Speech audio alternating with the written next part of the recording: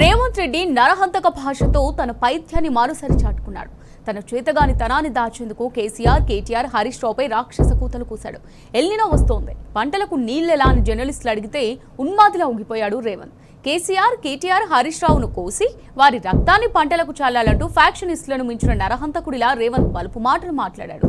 నీళ్లివ్వడం చేతగాకపోతే నోరు మూసుకోకుండా నికృష్టపు మాటలతో మరోసారి రెచ్చిపోయాడు. మనుషులను చంపాలని చూడటం, వారి రక్తాన్ని చల్లాలని చెప్పడం సైకో మాటలు కాదా? ప్రాణాలు పరంగా పెట్టి తెలంగాణ తేవడమైనా కేసీఆర్ చేసిన తప్పు.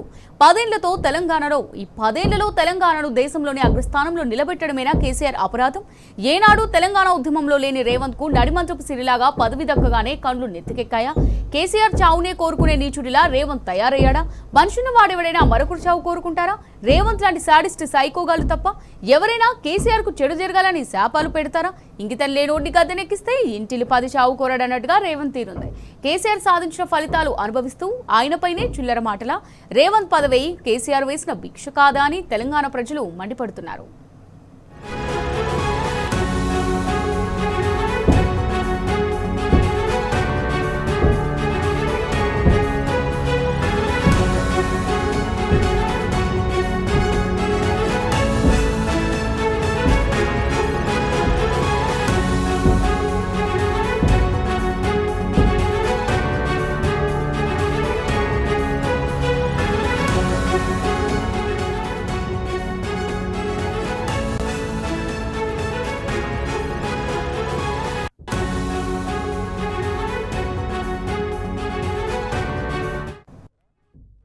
రేవంత్ రెడ్డి నరహంతక భాషతో తన పైత్యాన్ని మరోసారి చాటుకున్నాడు. తన చేతగాని తనాన్ని దాచేందుకు కేసీఆర్, కేటీఆర్, హరీష్ రావుపై రాక్షస కూతలు కూశాడు. ఇక దీనికి సంబంధించి మరిన్ని డీటెయిల్స్ కరీంనగర్ నుంచి మా రిపోర్టర్ వేణు లైవ్ ద్వారా అందిస్తారు. వేణు, మరి ఎల్నినో వస్తుంది కదా, పంటలకు నీళ్లెలా అని జర్నలిస్టులు అడిగితే బీఆర్ఎస్ వర్కింగ్ ప్రెసిడెంట్ కేటీఆర్, కేసీఆర్, హరీష్ రావులను అంటే వారి గురించి చాలా నీచంగా సీఎం రేవంత్ మాట్లాడాడు కదా, అంటే ఈ మాటలను ఏ విధంగా చూడొచ్చు అంటారు? అమూల్య, అంటే యాక్చువల్ అయితే ఇప్పుడు ఉన్నటువంటి పరిస్థితి చూసుకుంటే ఎలినో ప్రభావంతో రైతన్నలు చాలా తీవ్ర ఇబ్బందులు పడుతున్న నేపథ్యం మనకు స్పష్టంగా కనిపిస్తుంది. అంటే రాష్ట్ర వ్యాప్తంగా కూడా ఈ యొక్క ప్రభావం ఉంది. అంటే ప్రాజెక్టులన్నీ కూడా ఈరోజు వెలవెలబోతూ కనిపిస్తున్న నేపథ్యంలో ఇటు సాగునీరుకు చాలా ప్రాబ్లం వచ్చే అవకాశం ఉంటుందని చెప్పి ఇటు BRS party working president KTR స్వయంగా తానే కన్నెపల్లి పంప్ హౌస్ సందర్శించిన నేపథ్యం మనకు కనిపిస్తుంది. ముఖ్యంగా ఏంటంటే ఇప్పుడు కన్నెపల్లి పంప్ హౌస్ లో ఆన్ చేసినట్టయితే ఇటు అన్నారం, సుందిల్ల, ఎల్లంపల్లి, ఇటు మిడ్మానేరు కావచ్చు, ఇటు ఎల్ఎండి, ఇటు అన్నపూర్ణ, ఇటు మల్లన్న సాగర్ వరకు కూడా నీళ్లు ఇవ్వచ్చు. అంటే ముఖ్యంగా వీళ్ళు చెప్తున్నది ఏంటంటే అన్నారం సంబంధించి వర్క్ నడుస్తుంది, ఇక్కడ వీలు కాదని చెప్తున్నారు. కానీ కేటీఆర్ స్పష్టంగా ఏం చెప్తున్నారంటే గ్రౌటింగ్ పూర్తి అయిపోయింది, ఎటువంటి ప్రాబ్లం ఉండదు, ఎట్టి పరిస్థితుల్లో ఇటు కన్నెపల్లి పంప్ హౌస్ ఆన్ చేస్తే ఇవన్నీ కూడా జలాశయాలు నింపుకోవచ్చు. ఎందుకంటే ఇంకా 2-3 మంత్స్ వరకు కూడా, అంటే ఇప్పుడు ఉన్నటువంటి పరిస్థితుల్లో జూన్ అయిపోయింది, జూలై కూడా 10వ తారీఖు వరకు 11 వరకు వచ్చింది, కానీ ఇప్పటి వరకు వర్షాలు జాడలేదు. రైతన్నలు తీవ్ర అవస్థలు పడుతూ ఉన్న నేపథ్యం కనిపిస్తుంది. అంటే భవిష్యత్తు చాలా అంధకారంగా ఉన్నది, రైతన్నలు చాలా తీవ్రంగా ఇబ్బందులు పడుతూ ఉన్నారు.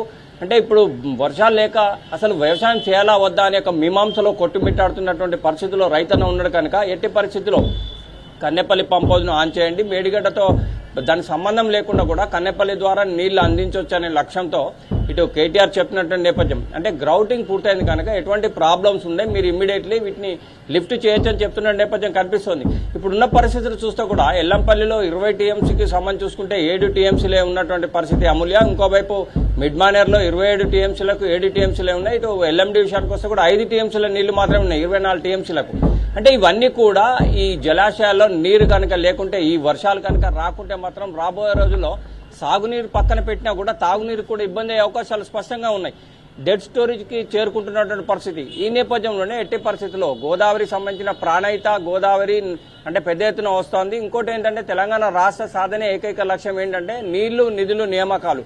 నీళ్లకు సంబంధించి చూసుకుంటే కూడా పక్కన గోదావరి పోతున్న తెలంగాణ బీడు భూములకు మళ్లించాలి. తెలంగాణకు సంబంధించినటువంటి బీడు భూములకు మళ్లించాలంటే గోదావరి నీళ్లే శరణ్యం. మనకు ఎట్టి పరిస్థితుల్లో ఇక్కడ ప్రాజెక్ట్ నిర్మాణం చేపట్టాలని చెప్పి కేసీఆర్ ప్రత్యక్షంగా దీని మీద ఒక కార్యాచరణ తీసుకుని మేడిగడ్డను సంబంధించి కాళేశ్వరం ప్రాజెక్టు కట్టినటువంటి పరిస్థితి.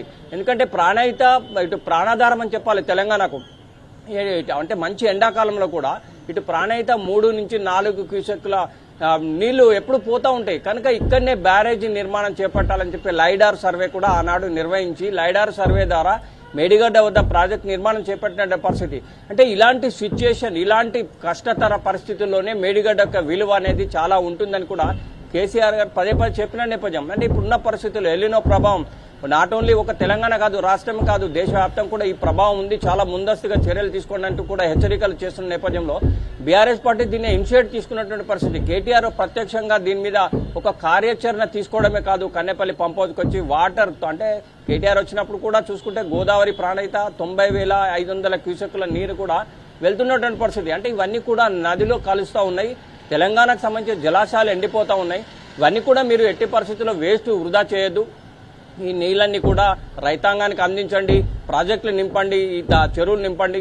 ఇవన్నీ చేస్తే తప్ప లేకుంటే మాత్రం జూలై వచ్చినా కూడా వర్షాలు లేవు, చాలా క్లిష్టతర పరిస్థితుల్లో రైతన్నలు కొట్టుమిట్టాడుతూ ఉన్నారు అని చెప్పి కేటీఆర్ చెప్పిన నేపథ్యం. అంటే ఈ రోజు కూడా చెప్పింది ఏంటంటే అన్నారం సంబంధించి చూసుకుంటే గ్రౌటింగ్ అయిపోయింది, ఎటువంటి సిచ్యుయేషన్ లేదు, ఏ ప్రాబ్లం రాదని చెప్పి పదే పదే బీఆర్ఎస్ పార్టీ వర్కింగ్ ప్రెసిడెంట్ చెప్పినటువంటి పరిస్థితి. అంటే ఈ నేపథ్యంలోనే స్పష్టంగా బీఆర్ఎస్ పార్టీ దీన్ని ఇనిషియేట్ తీసుకుని ఏంటంటే ఏ ప్రాబ్లం రాదు, కన్నెపల్లి ఆన్ చేయండి అని చెప్పి చెప్తున్న నేపథ్యం మనకు కనిపిస్తుంది. అంటే ఏదేమైనా కానీ ఇప్పుడున్న పరిస్థితుల్లో చూసుకుంటే అమూల్య ప్రాజెక్టులన్నీ కూడా వెలబెలబోతూ కనిపిస్తూ ఉన్నాయి.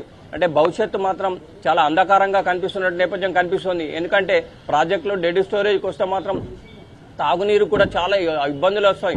ఇటు ఒక ప్రజలకే కాదు, ఇటు అంటే జంతుజాలానికి కూడా చాలా ఇబ్బందులు ఏర్పడే అవకాశం ఉంటుంది, పశుపక్షాదులకు కూడా ఏర్పడే అవకాశం ఉంటుంది. ఎందుకంటే పర్యావరణానికి సంబంధించి చూసుకుంటే ఒకవేళ నీళ్ళు అనేటివి కనుక లేకుండా మాత్రం ప్రతి దానికి కూడా ఇబ్బంది. అంటే ఇండస్ట్రీస్ కావచ్చు, అంటే ప్రతి పరిశ్రమే కాదు, సాగునీరు ఇవన్నీ కూడా చాలా కష్టతరమండి. అంటే ఇవన్నీ ఉద్దేశం దృష్టిలో ఉంచుకొని ఎట్టి పరిస్థితుల్లో ప్రాణహిత పక్కన ఉన్నది, గోదావరికి సంబంధించిన నీళ్లు కూడా వృధాగా పోతా ఉన్నాయి. ఈ నీళ్లను పట్టుకొని ఎట్టి పరిస్థితుల్లో మేడిగడ్డకు సంబంధం లేకుండా కన్నెపల్లి పంప్ హౌజులు ఆన్ చేయండి. ఈ నీళ్లను గ్రావిటీ ద్వారా 13.5 కిలోమీటర్లు గ్రావిటీ ఉంటుంది అమూల్య, ఎటు అన్నారం సంబంధించి ఈ అన్నారం సుందిల్ల టు ఎల్లంపల్లి నింపండి. ఎల్లంపల్లి నుంచి ఇటు గాయత్రి ద్వారా చూసుకుంటే కూడా 22 కిలోమీటర్ల మేర మిడ్ మానేర్ ఉంటుంది.